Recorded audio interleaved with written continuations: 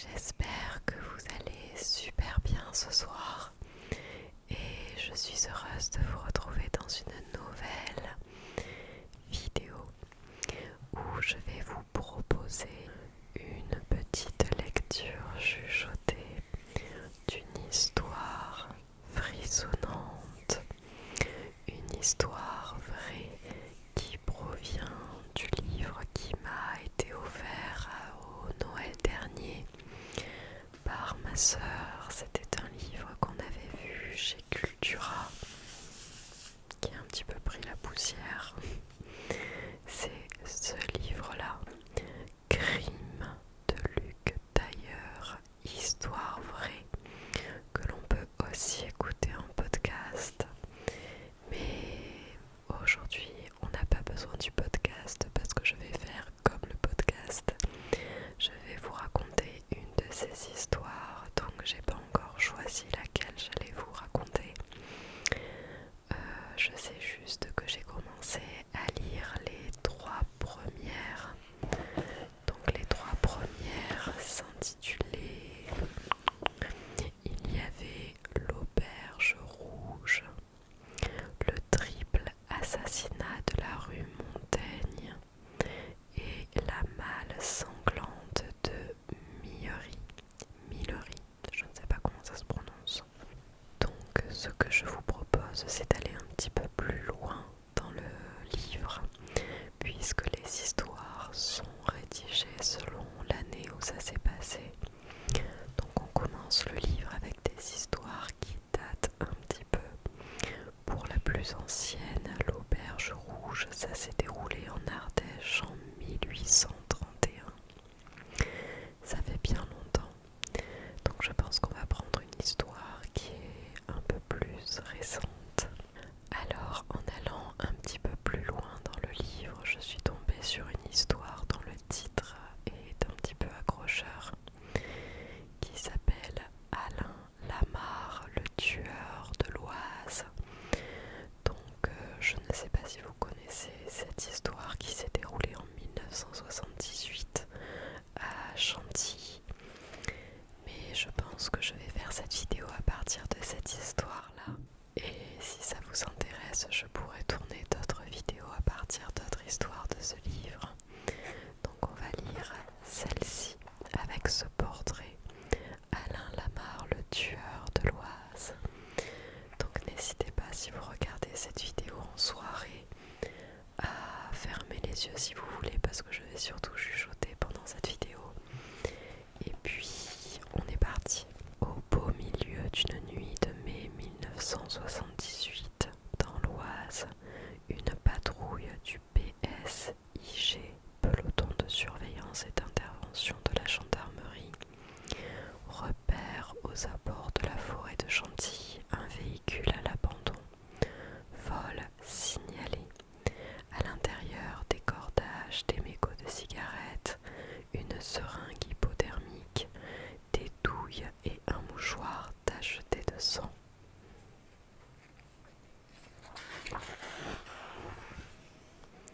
Chapitre 1. Aveu par écrit. La voiture abandonnée appartient à la compagne d'un gendarme. Elle avait laissé les clés sur le contact le temps d'une course et était rentrée à pied en tirant son cabas. 2 mois plus tard, Karine, 17 ans, sort d'un cinéma à Pont-Sainte-Maxence. Elle rentre chez elle à pied aux alentours de minuit. Rue déserte, silence entrecoupé par les claquements de ses talons sur le trottoir. Une voiture ralentit, s'arrête à son niveau. La portière s'ouvre brutalement et un flash et 3 coups de feu claquent.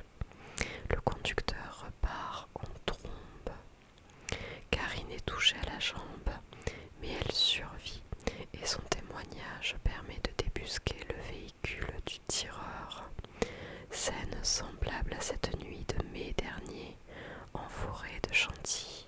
L'immatriculation renvoie à une automobile volée, clé sur le contact.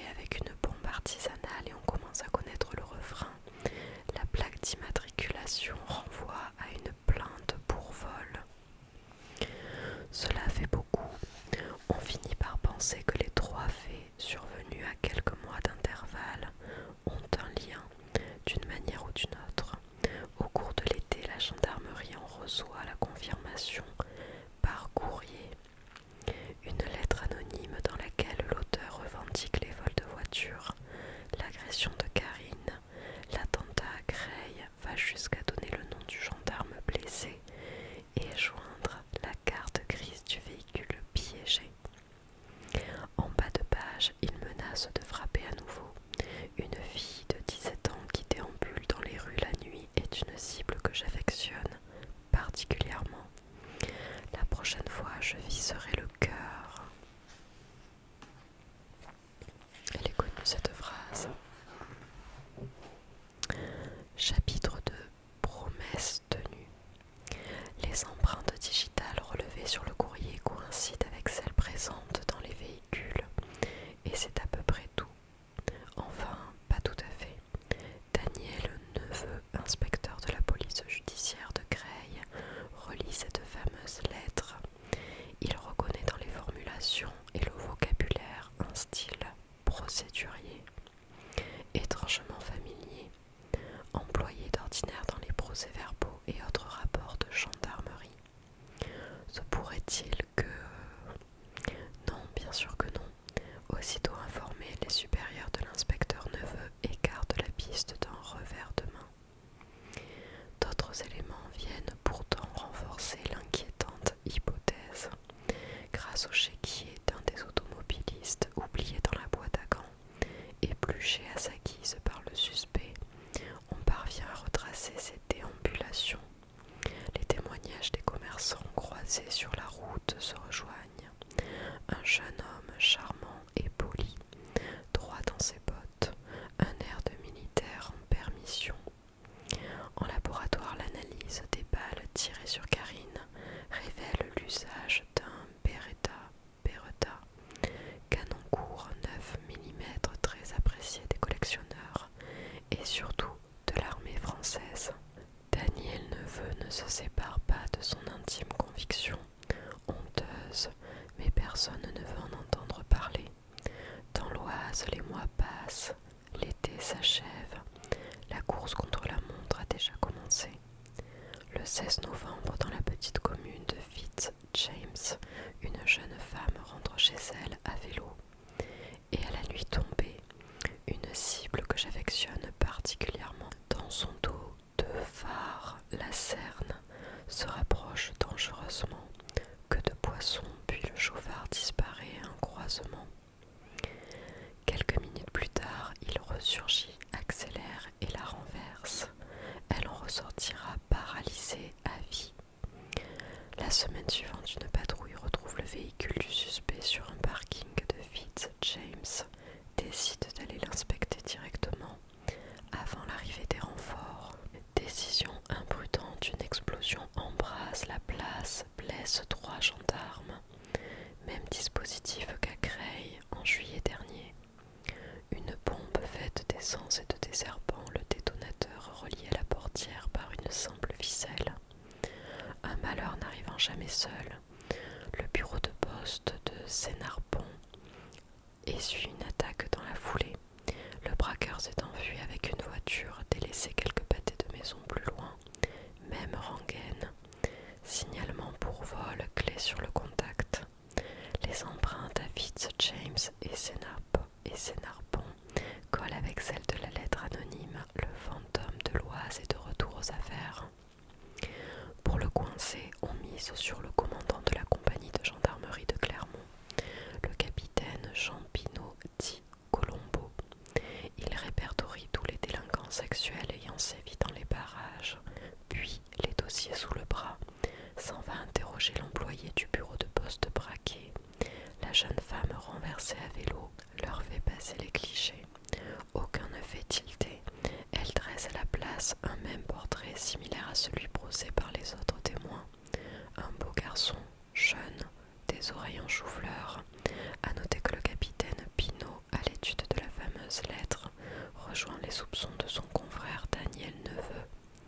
Ces phrases, ces formules, ce sont celles d'un gendarme. La hiérarchie de l'un s'indigne autant que celle de l'autre. Impensable que de telles horreurs puissent être commises par un digne représentant des forces de l'ordre. Voyons, soldats.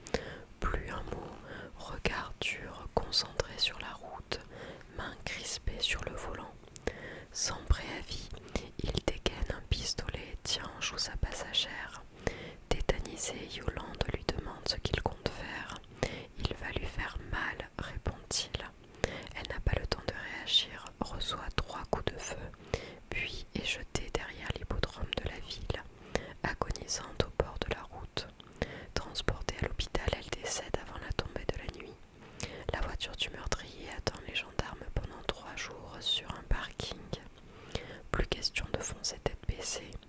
Il désamorce l'explosif avant de ramasser à l'intérieur les 3 douilles. Beretta, canon court 9 mm.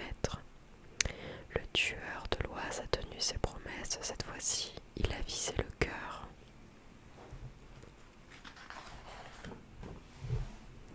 Chapitre 3. Meilleurs vœux. Décembre défile, l'histoire se répète peu avant les fêtes de fin d'année.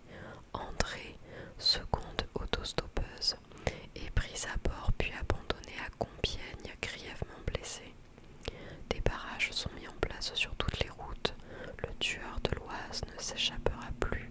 En pleine journée, une 504 verte se présente à un contrôle. Ne ralentit pas, au contraire, elle prend de l'allure et lui passe sous le nez. Une course-poursuite s'engage sur la départementale. Les gendarmes font accuser le coup à un passage à niveau, séparés de leurs fugitifs par un train de marchandises. La voie libre, ils n'ont plus grand espoir de rattraper leur retard.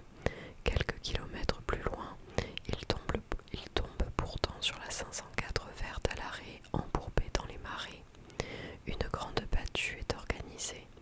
Le secteur quadrillé, passé au peigne fin. La pluie arrive, d'abord fine puis torrentielle. Les traces et les odeurs sont emportées dans la boue. On craint qu'il ait rejoint les chemins de fer plus haut pour rallier une gare et se terrer on ne sait où, sûrement pas dans ces fichues marées en tout cas. En guise de carte de vœux, la gendarmerie reçoit durant les fêtes une nouvelle lettre anonyme. Le tueur de l'Oise revient longuement sur les derniers événements. J'ai tiré 3 fois, dont une balle dans le dos d'André. Elle demeurait consciente et me demandait si elle allait mourir. Il évoque la course-poursuite.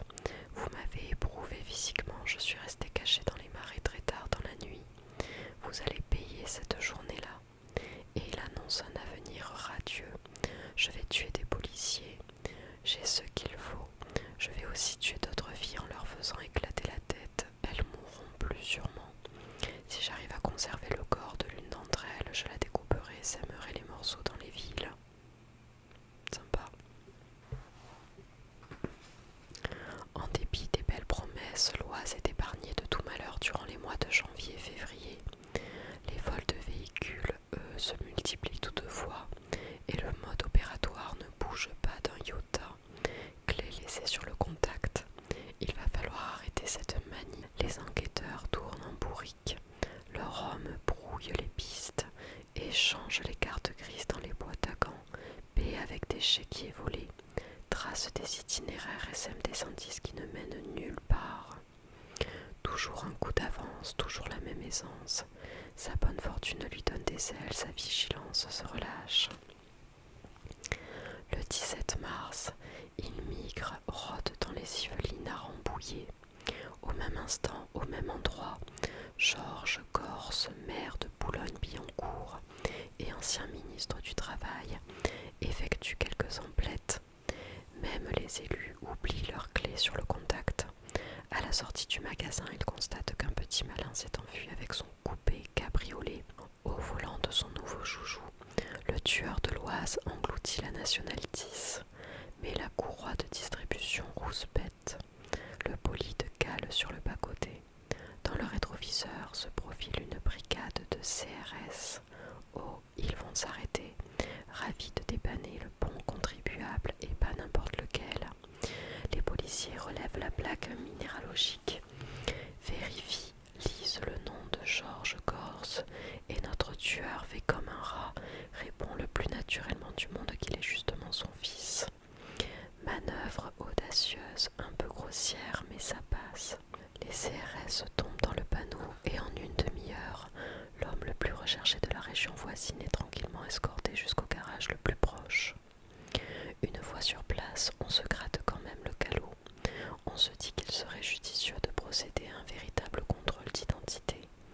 Ils s'en vont demander au fils du maire ses papiers qui, au ciel, s'est volatilisé. Coup dur, l'opportunité de mettre fin à des mois de cavale et de terreur vient de s'évanouir par la fenêtre entrouverte d'un garage. Légère consolation, le rendez-vous manqué de Rambouillet permet de préciser les traits du portrait robot. Individu entre 25 et 30 ans, 1,75 m, mince, cheveux châtain blond coupés courts, blouson bleu. L'esquisse connaît un succès retentissant. Début avril, toute la presse la diffuse en première page. Dans l'Oise, 50 équipes de policiers et gendarmes ratissent les villes. Toquent aux portes, brandissent le croquis. Des centaines de milliers de Français découvrent le visage du tueur. L'un d'entre eux, physionomiste à souhait, va lui donner un nom. Chapitre 4. Un loup dans la bergerie. 7 avril 1979. Claude Morel, chef de la brigade de recherche de Clermont, adjoint du capitaine Jean Pinault, observe le portrait robot du tueur de l'Oise et prononce pour la première fois le nom d'Alain Lamarre, jeune gendarme, 23 ans, résident de la caserne clermontoise l'année précédente, puis transféré à Chantilly et promu chef du PSIG. L'adjoint Morel en réfère aussitôt à son supérieur. Le capitaine Pinault n'a hélas pas connu ce Lamarre. Il est arrivé après sa mutation.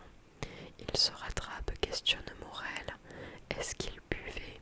Est-ce qu'il fumait? Est-ce qu'il avait une compagne?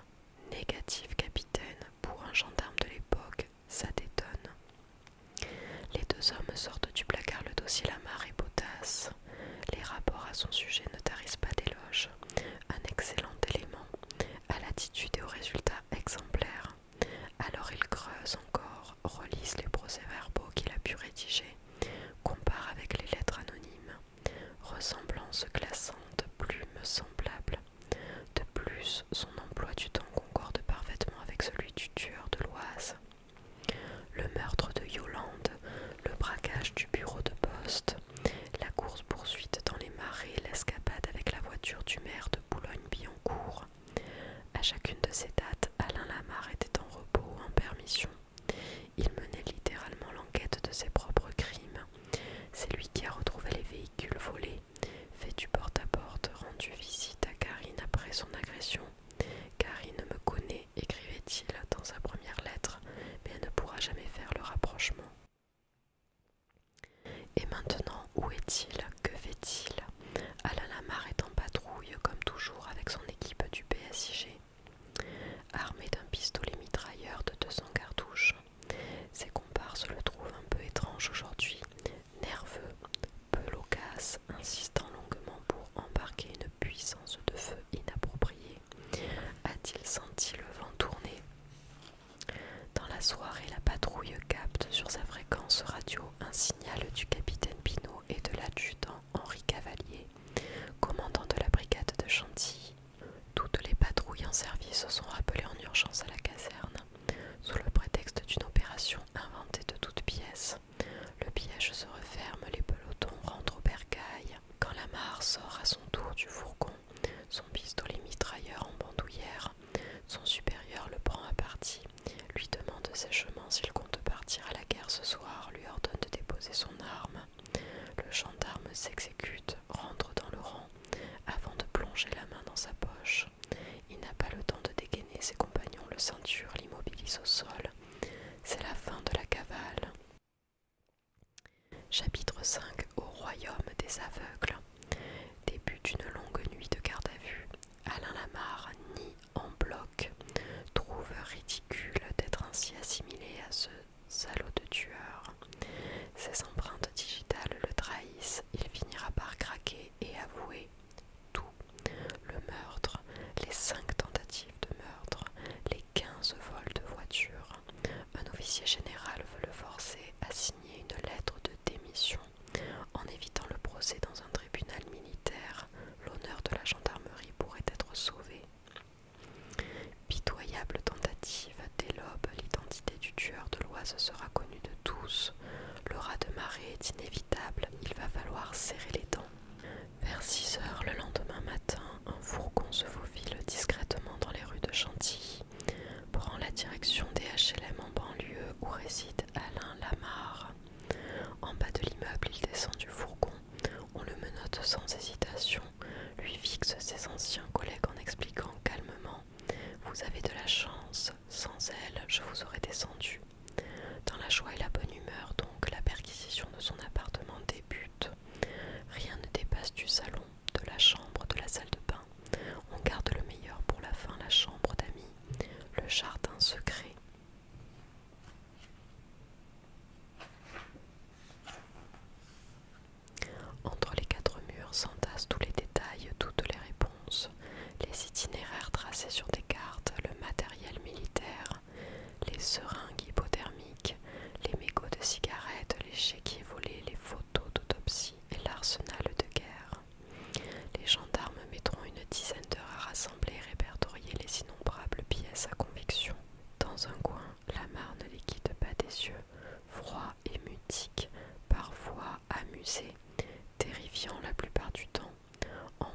foule de plus en plus compacte s'agglutine. Ça y est, l'Oise connaît l'identité de son tueur, en reste comme deux ronds de flanc. Les gens viennent voir son visage, ils seront déçus. Au moment de partir, le peloton recouvre sa tête d'un imperméable, se fraye un chemin dans la cohue. Des journalistes en voiture prennent en chasse le fourgon. L'un d'eux fauche au passage un adolescent à moto, dernière victime à déplorer. L'enquête préliminaire de l'instruction revient sur le passé de Lamar, obsédé depuis son plus jeune âge par l'armée. Tous ses dessins, tous ses écrits en témoignent. Son temps libre, il l'occupait seul, en forêt, équipé, tente plantée, passer la nuit à regarder les étoiles, à écouter les oiseaux nocturnes, à guetter quelques biches parties s'abreuver dans les douves d'un château en ruine. Après son service militaire, ses débuts au PSIG de Chantilly confirment son intérêt pour le terrain et la poudre noire. À mesure qu'il gravit les échelons, la nature de plus en plus administrative de ses fonctions a pu créer une certaine frustration. En parallèle sévit aux alentours de Nogent-sur-Oise Marcel Barbeau. Ces 8 meurtres fascinent le jeune gendarme, lui donnent du grain à moudre. En société, Lamar peine à tisser du lien social. L'uniforme lui offre une protection, un camouflage. Son procès ne cessera de tanguer. Le prévenu est d'abord perçu comme sujet à la paranoïa, tout à fait conscient de ses agissements. En 1980, une contre-enquête avance que l'accusé a au contraire commis ses crimes dans un état de démence. L'irresponsabilité pénale guette. Plusieurs expertises psychiatriques abondent en ce sens, affirment que le gendarme Lamar souffre d'une schizophrénie rare, l'éboïdophrénie, pouvant entraîner un repli sur soi, la perte d'affectivité, de brusques accès de violence. Révoltés, les proches des victimes font appel, en vain. 1983, le tribunal de Senlis officialise une ordonnance de non-lieu. Alain Lamar ne peut être jugé. Il est interné en unité pour malades difficiles au centre hospitalier spécialisé de Sarreguemines jusqu'en 2011, sera ensuite transféré dans le Pas-de-Calais, sa région natale. Il y aura toujours un non-dit, une amertume ancrée dans les terres de l'Oise, débarrassé de son tueur sans que ni lui ni l'institution militaire ne daigne répondre des malheurs semés. Il va falloir le digérer, vivre le regret de ne plus pouvoir laisser impunément ses clés sur le contact. Du côté de la gendarmerie, on ne l'aime pas à la folie cette affaire. Glissée sous le tapis, les collègues d'Alain Lamar sont éparpillés. À grands coups de mutation, un chien renifleur qui n'a rien su renifler est envoyé en retraite anticipée. Quant aux officiers responsables de l'enquête, ils poursuivront une belle carrière nullement sanctionnée pour leur cécité. Jésus le dit si bien, il n'est pire aveugle que celui qui ne veut pas voir, qui détourne les yeux devant l'inconcevable. Si les intuitions précoces de l'inspecteur Daniel Neveu et celles du capitaine Pinault avaient été réellement écoutées, vérifiées, l'aurait-on attrapé plus vite avant qu'il ne se décide à viser le cœur? Voilà pour cette histoire, avec le portrait de l'homme en question.